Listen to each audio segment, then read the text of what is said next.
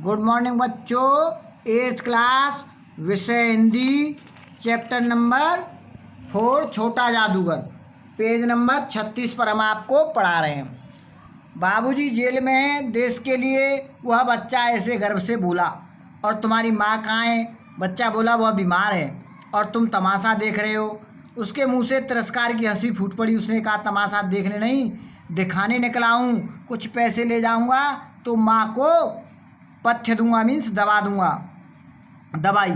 मुझे शरबत न पिलाकर आप मेरा खेल देकर मुझे कुछ पैसे दे दिए होते तो मुझे और अधिक प्रसन्नता होती, क्योंकि उन पैसों से मैं अपनी माँ के लिए दवाई ले जा पाता।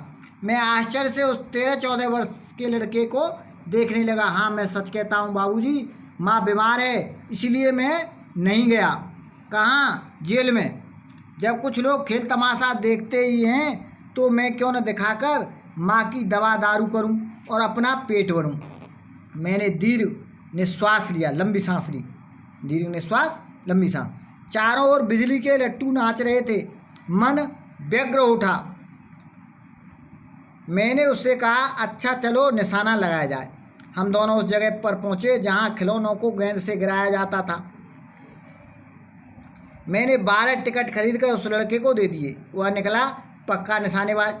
उसकी कोई भी गेंद खाली नहीं गई, यानी उसने हर प्रत्येक गेंद से खिलौने को निशाना मार करके गिराया।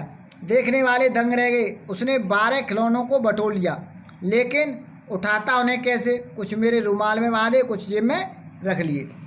लड़के ने कहा बाबूजी आपको तमाशा दिखाऊंगा, बाहर आइए, मैं चलता हूँ। वह 9-2-11 हो गया, यानी चला गया, भाग गया घर के लिए। मैंने मन ही मन कहा इतनी जल्दी आंख बदल गई। मैं घूमकर पान की दुकान पर आ गया। पान खाकर बड़ी देर तक इधर उधर टहलता देखता रहा।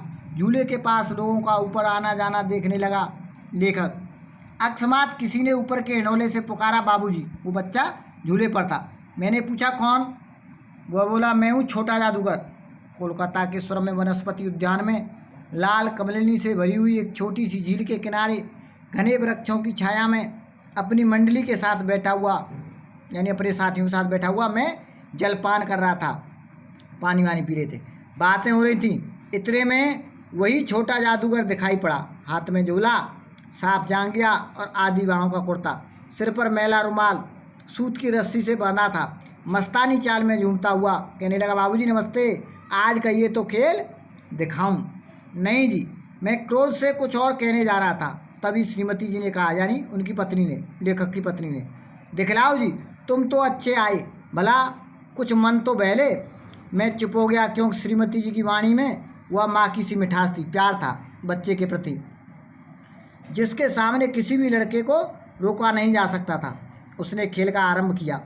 उस दिन कार्निवाल के सब खिलौने उसके खेल में अपना अभिनय करने लगे। भालू मनाने लगा, बिल्ली रूठने लगी, बंदर उड़कने लगा, गुड़िया का ब्याह हुआ, गुड्डा काना निकला। लड़के की बाचालता से ही अभिनय हो रहा था, यानी वो अपनी बातों से ही कर्तव्य दिखा रहा था। सब हंसते हंसते लोटपोट हो गए। मैं सोच रहा था बालक को आवश्यकता ने कितना शीघ्र चतुर बना दिया है, कितना होशियार कर दिया है, पैसा कमाना सिखा दिया है। यही तो संसार है। ताश के सब पत्ते लाल हो गए, फिर सब काले हो गए जादूगरी से। गले की सूत की डोरी टुकड़े टुकड़े होकर जुड़ गई। लट्टू अपने आप नाच रहे थे। मैंने कहा अब हो चुका, अपना खेल बटोर लो और हम लोग भी अब जाएंगे। तो बच्चों इस पाठ को पुनः एक बार स्वयं पढ़ेंगे, इसके बाद आगे हम फिर पढ़ाएंगे पेज नंबर 36-37 को।